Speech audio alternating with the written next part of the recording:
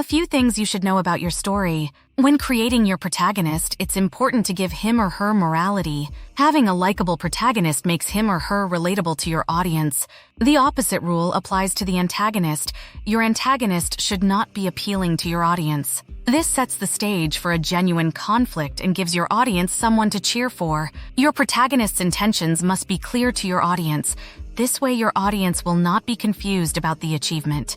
The more likable your protagonist is, the more engaged your audience will be. The secret is to have your audience connect to your protagonist's emotions. Once you have them emotionally attached, take them on a journey. Look at it like this. A journey is like riding a roller coaster with many twists and turns, ups and downs, and when the roller coaster is done, it slows down. This is how storytelling works. Writing a page-turning story starts with a well-thought-out plot. Please like and subscribe to get enhanced storytelling tips.